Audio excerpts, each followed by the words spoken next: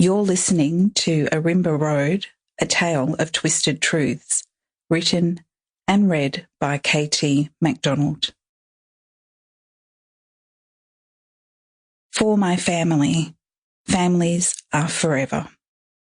Have you ever wondered which hurts most? Saying something and wishing you had not, or saying nothing and wishing you had? Paulo Coelho, via Twitter. Chapter 1. Securing the rope over the rafter, he pulled fiercely. The beam creaked, with uncertainty like it might go either way. Having been here before, he knew it could hold his weight. Tying the noose, shaking fingers fumbled, nervous that he would be caught before finishing.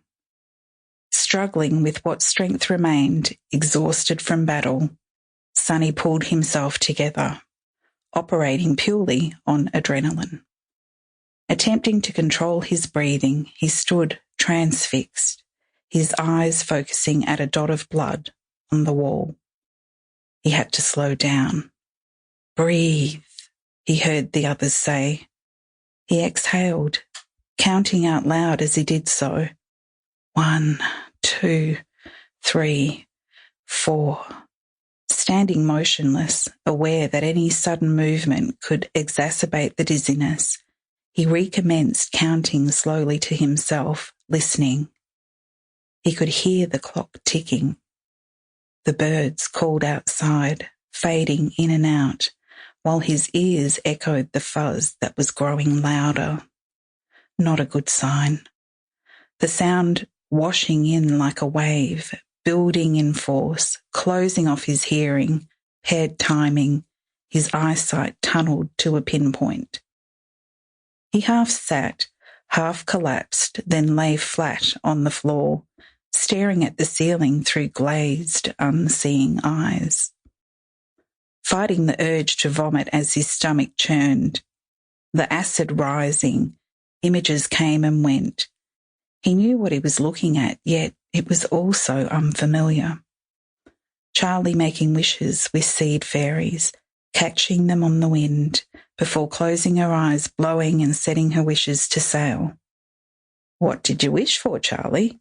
Sonny smiled at her upturned face.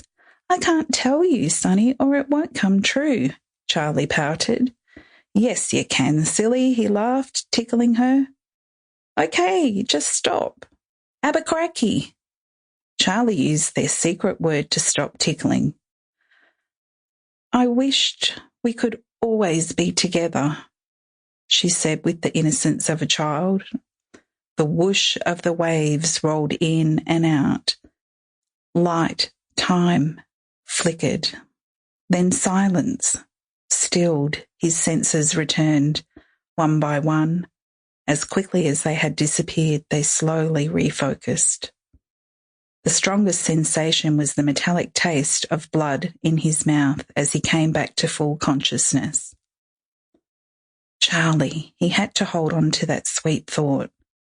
Rage, unfettered, swelled in every part of his being, recalling how her tiny frame had been thrown against the side table, the bleeding instant from the substantial wound on her head.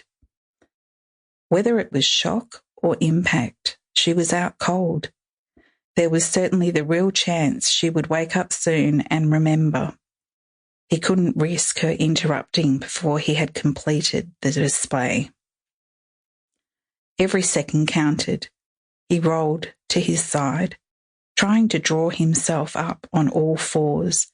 He groaned as his knee jolted white pain, gagging as his stomach rose again to his throat, an old pain that flared under the weight of the slightest of pressure. Motorbikes or knees were not made for high-speed impact. The limp he lived with was workable, barely noticeable. By design, it could be considered swagger. Attitude in these current times. Cool until he found himself in moments such as this, picking up a dropped coin or fallen over, wasted, on the ground. His knee creaking and groaning like old weathered boards under the strain of weight. Sample complete. Ready to continue?